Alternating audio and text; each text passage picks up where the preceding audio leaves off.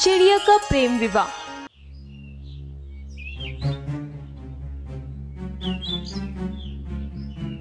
अरे रानी जल्दी चलो, जल्दी चलो। मेरे माता पिता को पता चल गया है कि हम दोनों विवाह करने वाले हैं। हमें तुरंत विवाह करना होगा, इससे पहले कि मेरे घर वाले आ जाएं। चंपू, आप क्यों मेरी वजह से इतनी बड़ी समस्या में पड़ रहे हैं? हम ये विवाह नहीं करते हैं ना। जब आपके माता पिता इस बात से राजी हो जाएंगे तो उनकी रजामंदी से ही हम ये विवाह कर लेंगे ना। रानी मैं आपसे बेहद प्रेम करता हूँ और मुझे आपसे ही विवाह करना है। अब सारी बातें सोचना बंद करिए, अब हम तुरंत विवाह कर लेते हैं।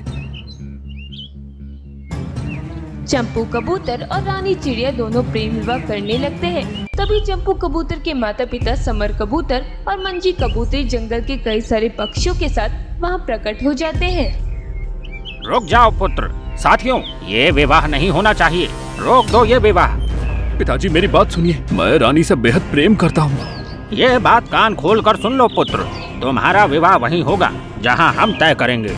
साथियों मारो इस चिड़िया को और उसे ले जाकर उसके माता पिता के पास फेंकाओ और उसके माता पिता को ये बता देना कि अपनी बिटिया को अपने काबू में रखे। जंगल के सारे पक्षी रानी चिड़िया को पकड़ते हैं और बड़ी ही बेरहमी से रानी चिड़िया को मारने लगते हैं। चंपू कबूतर अपने पिता को रोकने की बहुत कोशिश करता है पर किसी को उस रानी चिड़िया पर रहम नहीं आता। समर कबूतर और मंजी कबूतरी अपने पुत्र चंपू कबूतर को पकड़कर अपने साथ अपने घर ले आते हैं और उसे एक कमरे में ले जाकर बंद कर देते हैं। चंपू कबूतर चिल्लाता रहता है पर कोई उसकी एक नहीं सुनता।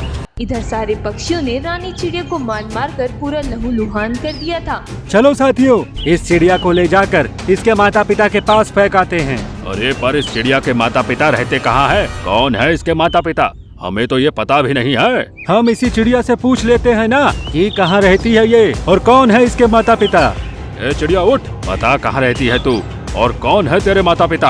रानी चिड़िया बुरी तरह से जख्मी हो गई थी। सारे पक्षी रानी चिड़िया को उठाकर उसके माता पिता के बारे में पूछते हैं। बता चिड़िया कौन है तेरे माता पिता, वरना तुझे और मार मार कर तेरे शरीर का सारा खून निकाल देंगे हम। आज तेरे माता पिता को भी तेरी तरह सबक सिखाना होगा। बता कौन है तेरे माता पिता? मेरे माता पिता नहीं है, मैं एक अनाथ चिड़िया हूँ। मेरा चंपू के अलावा इस संसार में कोई नहीं है, वही मेरा सब कुछ है। सारे पक्षी जब ये बात सुनते हैं तो सब आश्चर्यचकित हो जाते हैं। क्या हुआ था तेरे माता पिता को? मैं भी आप ही की तरह एक हंसने खेलने वाली पक्षी थी। मैं अपने माता पिता के साथ बहुत खुश थी।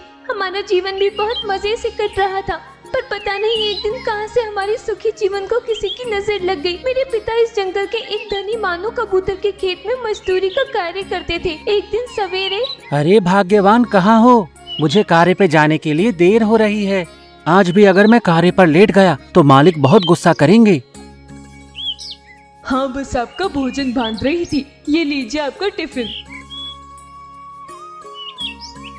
पिताजी, लौटते समय मेरे लिए अच्छे वाले खिलौने ले आना।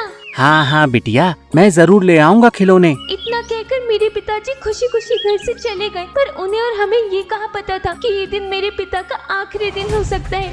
मेरे पिता जब मानो कबूतर के खेत में गए तो मानो कबूतर के पुत्र समर कबूतर ने रातों रात अपने पिता के खेत की सारी फसल बेच दी थी और ये बात मानो कबूतर को नहीं पता थी। जब मेरे पिता ने ये सब देखा तो वो फौरन उनके मालिक मानो कबूतर के पास गए। वहाँ उनका पुत्र समर कबूतर भी बैठा हुआ था। मालिक, गजब हो गया, आपके खेत की सारी फसल किसी ने चोरी कर ली। खेत में फसल का एक दाना तक नहीं बचा। ये क्या कह रहे हो तुम भालू? हमारे खेत की फसल कौन चुरा सकता है? मुझे नहीं पता मालिक कि किसने वो फसल चुराई है, पर ये काम किसी ने रात को अंजाम दिया है, क्योंकि कल शाम को तो सारी फसल खेत में ही लगी थी। पिताजी, लगता है ये फसल इसी भोलू चिड़े ने चुराई है, क्योंकि खेत में तो हर समय यही आता जाता रहता है। मैंने नहीं चुराई आपकी फसल। मैं भला गरीब पक्षी ऐसा क्यों करूंगा? आप मुझे अच्छी खासी रकम देते हैं और साथ साथ अनाज भी देते हैं। मैं भला ऐसा क्यों करूंगा? हो सकता है इतनी सारी फसल देखकर तुम्हारी नियत बदल गई होगी, तभी तुमने ये सब किया। उस समय मेरे पिताजी ने अपनी बेगुनाही साबित करने के लिए उन कबूतरों के सामने बहुत गिड़गिड़ाया, पर मानो कबूतर के पुत्र ने लगातार इल्जाम पे इल्जाम लगाकर मेरे बेगुनाह पिताजी को गुनहगार साबित कर दिया। उसके बाद मेरे पिता ये सदमा बर्दाश्त नहीं कर पाए और उन्होंने उसी मानो कबूतर के खेत में आत्महत्या कर ली। जब मेरी माँ को ये बात पता चली तो वो भी ये सब बर्दाश्त नहीं कर सकी और उन्होंने भी अपनी जान गंवा दी।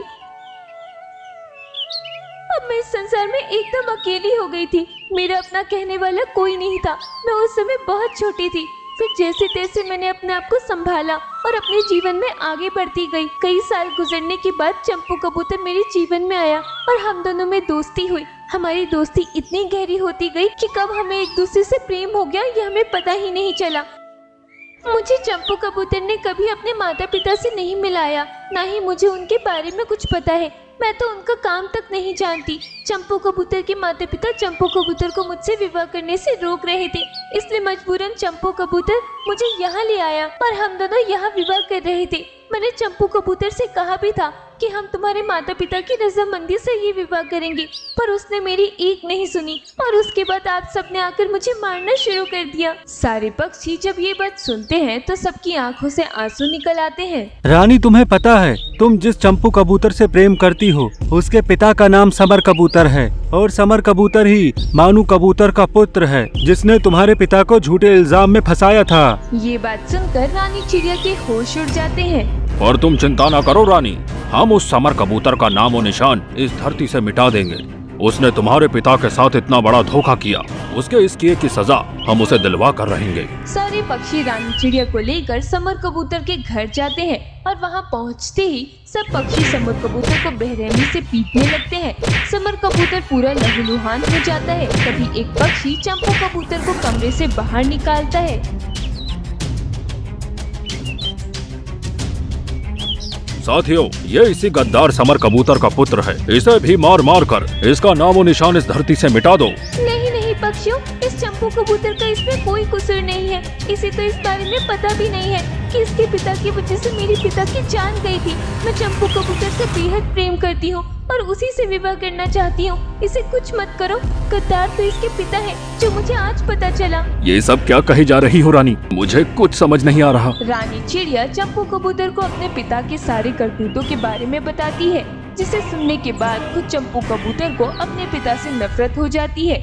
उसके बाद सारे पक्षी समर कबूतर को वहीं जान से मार देते हैं और चंपू कबूतर और रानी चिड़िया का प्रेम विवाह वहीं करवा देते हैं। इसी तरह दोनों प्रेमी का विवाह सफलतापूर्वक हो गया और जंगल के कई सारे पक्षियों की मौजूदगी में हो गया। ये प्रेम कहानी अगर आपको अच्छी लगी तो इस चैनल को सब्सक्राइब करना ना भूलें।